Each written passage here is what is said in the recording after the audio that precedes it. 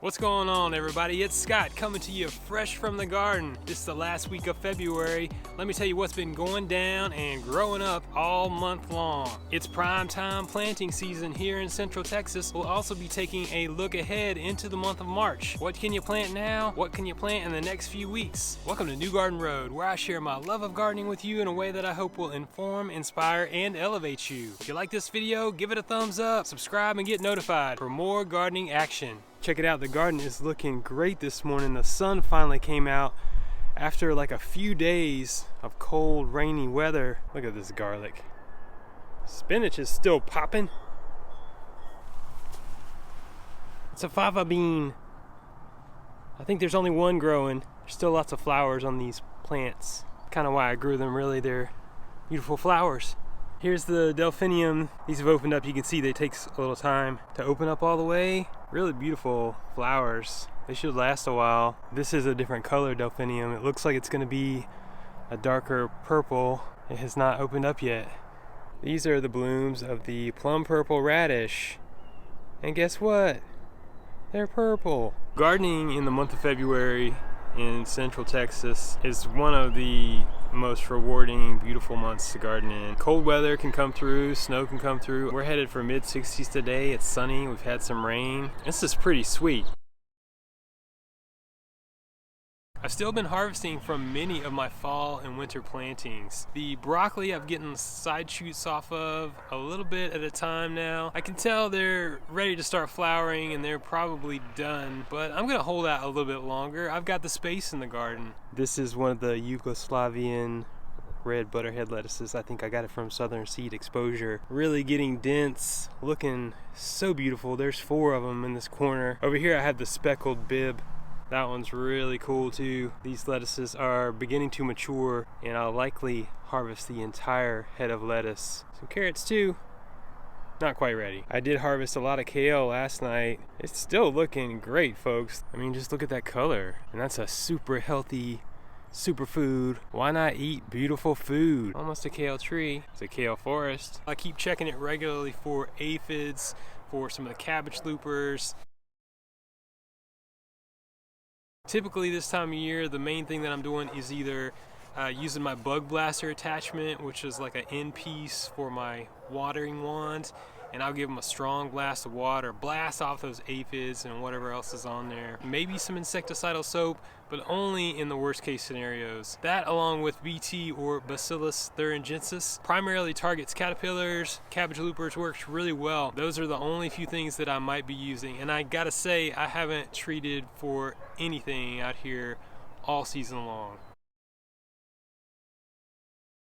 Check this out. This is a second bed of root crops. I did a second sowing of all kind of turnips, radishes, carrots, beets. I haven't thinned them out. They need some weeding. You've still got time to plant some of these cool season crops. Asian greens, carrots, kale, kohlrabi, potatoes, and spinach. It's the tail end of the recommended planting time for potatoes. Same thing for the bulbing onions. It's really a bit late, but you could certainly give it a shot if you could find some transplants. I think the onions are looking fantastic, really putting on some good growth, starting to get bigger. I'm telling you folks, liquid fish emulsion, liquid seaweed, liquid molasses, rainwater, get your garden growing. You've got a little bit more time on things like lettuce, mustard greens, turnips, beets, and radishes. Get those going through about the beginning of March, but you want to do it as soon as possible. You could also try and get you some peas in. If you look at the days to harvest and pick something that's gonna be ready in about 60 days, you're in good shape. You know, if you're from Central Texas, it warms up really quickly and those cooler season crops aren't gonna like it as much. So get them in the ground now and they should be ready for harvest in roughly 60 days. Is it time? Is it time? Is it time to grow? Is it time? Is it time? Is it time to grow in the garden? What I'm talking about in the garden. You gotta grow some food. Looking a little bit ahead, beginning of March into the month, you're gonna have a really good window for things like beans. We're talking about snap beans, green beans, lima beans. Also, how about some corn? Cucumbers, winter squash, summer squash. and even tomatoes. Can you believe it, folks? Tomato season is here. If you want to get some big, juicy slicers growing in your garden, you better do it now. By the end of February, early March, they need to start getting rooted. Timing is critical for the flowering as it relates to the daytime temperature. When they get really hot, those flowers, they form a little bit differently. They don't set fruit as efficiently. That's why it can be so hard to grow tomatoes, along with all the foliar diseases, the fungus, spider mites. All the same, there's nothing like a homegrown tomato. It's probably not gonna freeze again according to the average of the last few years. It could happen though. Be ready to protect them. Have some frost cloth, some row cover.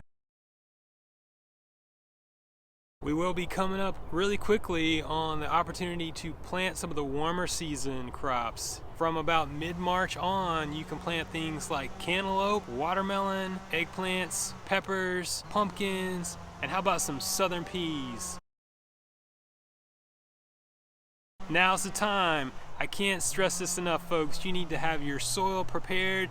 You need to know what you're gonna grow where, how much you wanna grow. Maybe you got a small garden, but think about it. You need to arrange those things. You need to understand what's gonna get what size and plant it accordingly. Plant the taller crops on the northern side of that garden bed. That way they won't shade out anything else that's growing as the sun passes through the day. Plan all this out, think about it, get your seeds, look for some plants, and get it growing. Weeds, weeds, weeds, weeds, weeds, weeds, weeds. What you gonna do about all these weeds popping up in your garden? During the month of February, the days get a little bit longer, we get some mild temperatures, the weeds jump. What are you gonna do? They're a part of nature. They bloom and flower, they provide food to pollinators, they bring in some beneficial insects. They also work to remediate soil deficiencies. Did you know that? It's a part of the circle of nature. Here's my approach to controlling weeds in the garden. Number one, keep them from flowering, keep them from spreading. That's the biggest thing that you can do. As soon as they flower, they're gonna start producing seed. That's gonna mean more of those weeds. Get them before they get a chance to do that. If you can mow them, all the better. That's probably the easiest approach to it. Bag them up, curbside them, compost them in a really hot composter. Elbow grease is the best thing. You don't need to go spraying harsh chemicals, herbicides, things like that. You're gonna upset the balance. You're gonna create more problems. You're gonna create more weeds. Weeds are there to help you. You might not like the way they look. You might not like where they grow. Weeds are just as much a part of the biodiversity as the flowers and the vegetables that you're trying to cultivate in your garden. I'll do my best to create borders and keep the weeds out of my beds, and I'll weed them periodically. I like to use weeding to work out some of my stress. So here's the flip side to the weeds in my garden. Weeding and making my beds neat is one of the most therapeutic things that I can find to do out here. There are so many days where I have just spent time out here really making things look good. When I go to bed at night and the things that are running through my head are not thoughts, problems, conflicts, judgment, anything like that. What's going through my mind is all those weeds that I pulled, all the repetition, all the mindlessness, the filtering of the day-to-day chatter. Those are the things that I crave and that I savor in the garden. It's one simple thing that you can do. It's a simple act. It does require some devotion, some dedication, some patience. You might need some specific tools to help you along the way. Weeding is a worthwhile thing to do in the garden. Don't worry about getting 100% of them.